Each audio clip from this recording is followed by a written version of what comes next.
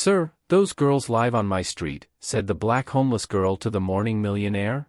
Trash blew across the empty street as she stepped in front of his car. Her shoes were torn, her fingers black with cold, but her eyes were steady. Two worlds collided, a homeless girl and a man mourning the daughters he'd lost in a fire. "Sir," she said, her voice soft but certain, "those girls live on my street." Eli's chest tightened. He hadn't heard a word all week, since the fire took everything. He followed her slowly, unsure, guilt heavy in his steps. They walked past cracked windows, faded chalk lines marking small heights and names. She stopped.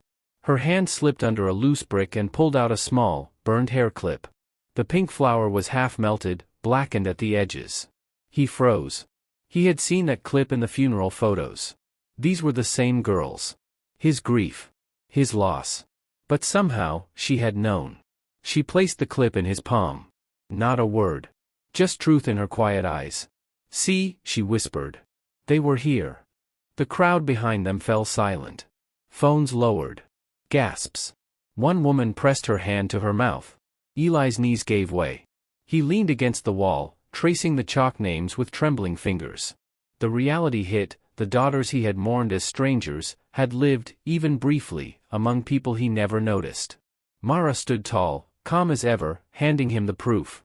No speeches. No anger. Just a small gesture that shifted everything. The wind lifted chalk dust around their feet. Quiet. Full circle. And in that silence, Eli finally understood. Sometimes, the world ignores the ones who hold the truth you most need.